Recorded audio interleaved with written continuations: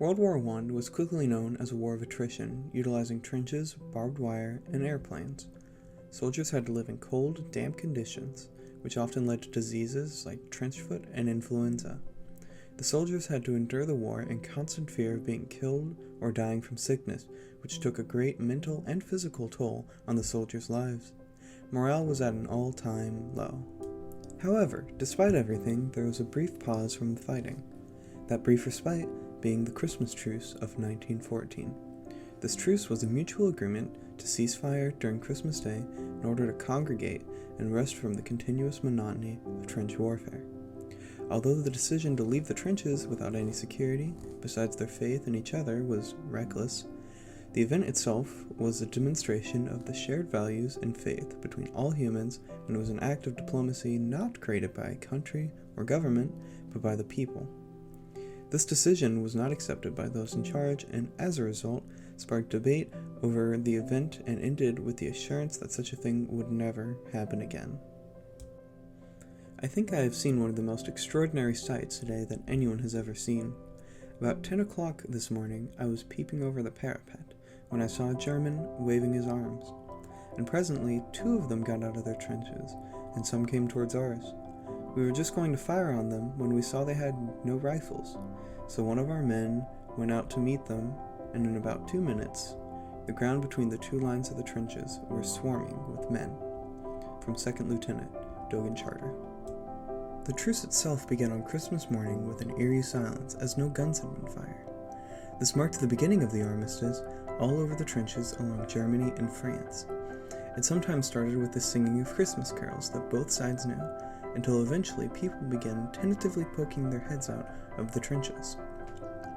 The soldiers then proceeded to share cigarettes, play cards, and converse despite the language barrier. In some parts, a football game took place, seen by both sides as a friendly match with little care for points or rules, but just to have fun. Some took this opportunity more solemnly and used it to bury their dead, as otherwise they would remain to rot in no man's land. It presented a common interest for the well-being of both sides, with both the Allies and the Central soldiers presenting themselves as humans instead of enemy soldiers to the other side. It displayed a sign of diplomacy, not through officials meeting in an embassy, but soldiers agreeing to show each other the kindness for a day in the face of such a horrible event during human history. The general public saw this event as an encouraging act of kindness in relation to the war effort, that both sides were empathetic and displayed very human traits, despite popular propaganda and press at the time, which displayed enemy soldiers as brutes and friendly soldiers as heroes. The officials of both armies, however, viewed the armistice as a breach of national honor and pride. To stop fighting for your country in order to make friends with the enemy? This is only illustrative of the apathetic state we are gradually sinking into. From General Sir Horace Smith Dorrien. As generals and leaders such as him became aware of the situation, nearly all of them were against it and issued penalties for any further truce. They even went as far as to ensure bombings occurred for the following Christmases during the war, which led to the event having the exact opposite effect it was supposed to have. Instead of promoting a day of universal peace, it made officials further separate the 2 sides by ensuring Christmas Day would be a hellish experience for the opposing force. The general public and press disagreed with this notion of unrelenting hostility and the idea of complete callousness.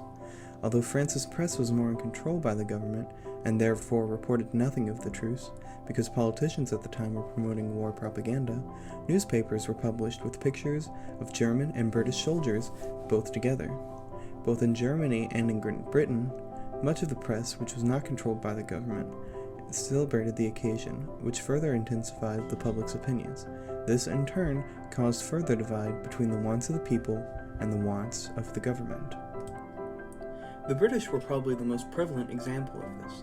The people themselves showed a lot of general support for the truce, that despite hardship, people were still kind.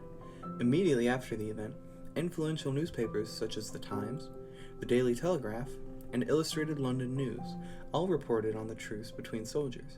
This caused tension within British government, as they were very quick to implement 2 major rules.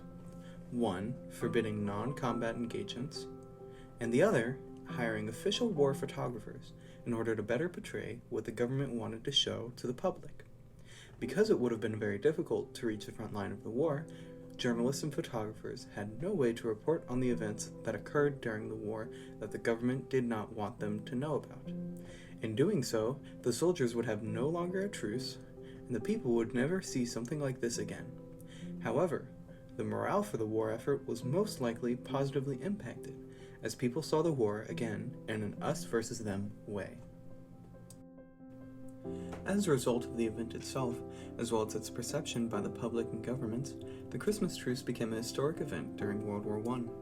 It demonstrated a case of common humanity between soldiers and diplomacy through friendship, not through official actions of the government.